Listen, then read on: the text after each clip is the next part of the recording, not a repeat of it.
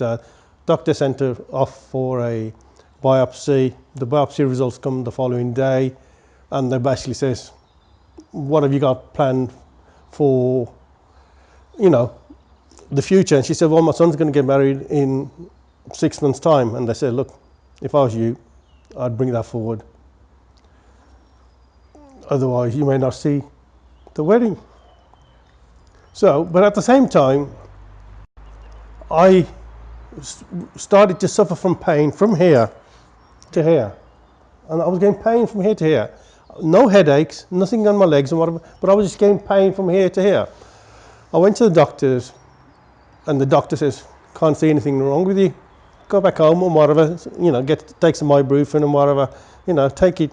But I was getting these pains, but the doctors didn't seem to be able to do anything about it. Mm-hmm. And then the mother-in-law says to me, she says, Agia, what are you going to do with your money? I didn't have a lot of money, but she said, what are you going to do with your money? What's more important, your health or the money? She said, if you have to go private, go private. So for months, I was getting weaker and weaker.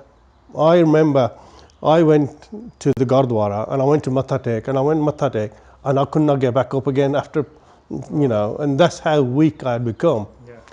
And I couldn't even put my socks on. My daughter Suki, she, sometimes would have to put my socks on because, that's how weak I was become.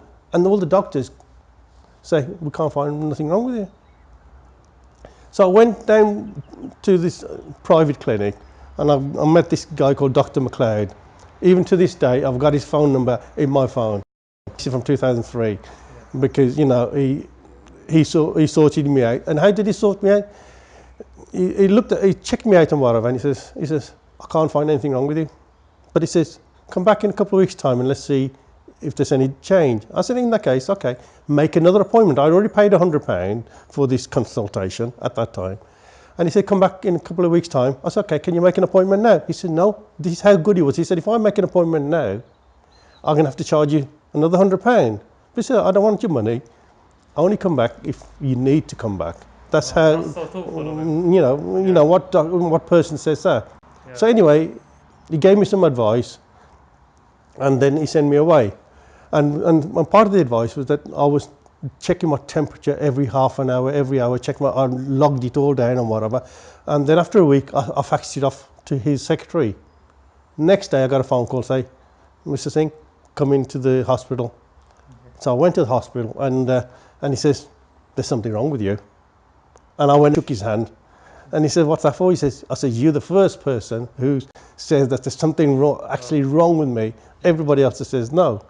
And he says, okay, he says, I can sort you out, he says, you got pains of an unknown origin. So, he said, I can sort you out. But he said, the last person I sorted out, it cost nearly £30,000. He said, have you got £30,000? And I go, Mister, I said, doctor, I says, I haven't got nowhere like that money. This is, some people got money. I said, I haven't got that money. He said, in that case, do you mind going on the NHS because I've got a clinic in the NHS? I said, yeah, not a problem. I said, take me wherever you want, just sort me out. So he said, okay, go home. I'll have a chat with the secretary and see what we can do. I just got home. Within half an hour after getting home, phone call from the secretary says, can you get to the hospital? You get to the hospital in the morning, and what we'll do is we'll sort you out. So basically, the upshot was that he got me to the hospital. The first day I woke up and he came in with his entourage of doctors, and there's all these about 10 doctors, and they said, look, he's got pains of an unknown origin. Do whatever test you need to do, find out what's wrong with him. And that was it. For 3 days, I had blood tests, I had this, the X-ray. They'd done every single test on whatever. And then he said, after 3 days, he says, I've done everything I can. Go back home, I'll call you back. He called me back, and he showed me on the X-ray. He says, look, on this X-ray, he says, there's something there, here. He said, I can see something there, but I don't know what it is. He says, what we need to do is we need to go and have a look at it. But he says, I can't do it myself. I'll have to send you to my friend at another hospital. Okay. So he sent me to this other hospital and wherever. Okay. And he said, what we'll do is we'll do a little biopsy there. What he said, we'll do a little incision, stick the camera right behind your heart and wherever, and we'll have a look what's going on down there.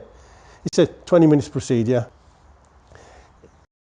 And went to the hospital, supposed to be this 20 minutes procedure, and next thing I knew, 3.5 hours later, I'm in intensive care, you know, with my chest being taken open and whatever. Yeah. And I woke up and no joke, I had tubes coming out of my, you know, legs here, everything coming out and whatever, and they thought I was going to die. And then the consultant came around. He said, "Look, Mister," he says, "I had two choices. You know, he says you started suffering from internal bleeding, but I had a choice. Either, you know, I tried a couple of times to, you know, stop the bleeding. We managed to stop it. We gave you about 5-6 pints of blood, but he says we couldn't do nothing. So I had two choices: either let you die or I had to open you up." So he says, "I opened you up and whatever." But he says the good thing is things are looking good. Oh, awesome. And I said, in that case, then if things are looking good, that's good. And no word of a lie. As soon as I woke up, my pains had disappeared. You know, even though I was in intensive care and whatever, but while I was in intensive care, you know, I was on morphine. And you know, the worst thing that had happened, there's a clock right in front of me, and I'd close my eyes. And I'd, you know, and then I relive my life in detail. It's like as if I was really living my life. I could, you know, all these things. It's like years and years. I was doing it, and I'd open my eyes, and the clock hadn't moved. You know, and that really scared me and whatever. And the only way I could make the clock go forward was not to close my eyes. You know, I had to, and that's why. And I've always said to the family, if anything happens, don't give me morphine or whatever, because I don't want to go through that situation again. Yeah. So anyway, I was in the bed with another Gora. Mm-hmm. He had exactly the same pains, and I said to the Gora, "Mate, don't let them touch you. They're going to kill you." You know, and the Gora was going, "Look, whatever's going to happen is going to happen. You know, that's just life and whatever." Yeah. So he had been there before me. But he never had his operation, his thing that they were going to do, yeah. Purely because he had a temperature, and if you got a temperature, they can't operate on you. So as I got better, and when they were about to discharge me, they came back and they said to the Gora, "Mister, we've been looking at your X-ray the wrong way round, and by the way, you've got cancer." Oh.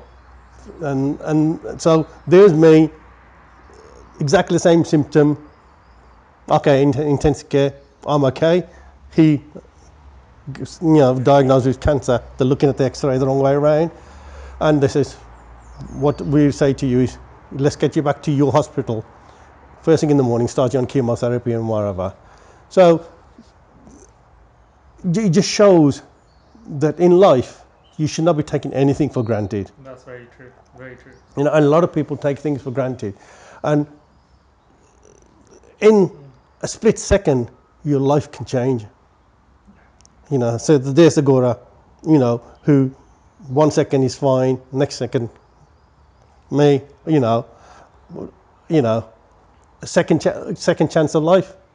So, you know, that's what I'm saying. So that's where I was coming back, that it's my story, where it started from, is, you know, I had various stages. So that's a hurdle in my life where I felt that I had a second chance in life.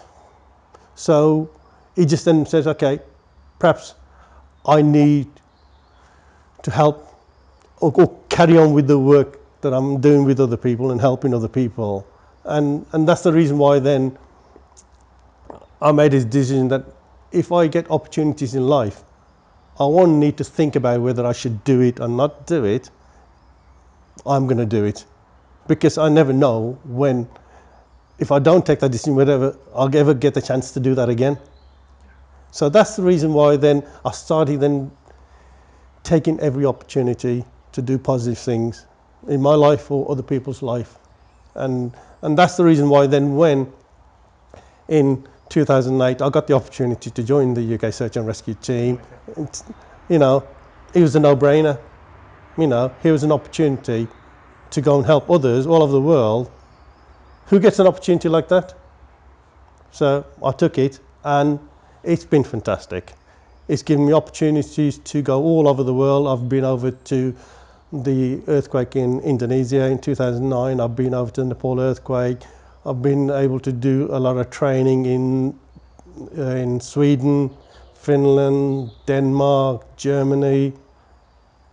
Lots of fantastic opportunities. That's because I decided to I made a choice to take what level, you know. So that's the reason why I joined, you know, the UK Search and Rescue team, and it's been fantastic. I've had a lot of support from the fire service and a lot of support from my family, you know, and you know, a lot of support from my friends, and yeah, so I'm a very lucky person. That's a very emotional but inspiring story to hear. I'm really like, I'm in awe about that. I'm sure all you viewers there will be in Yeah. the same position. But thank you very much for that.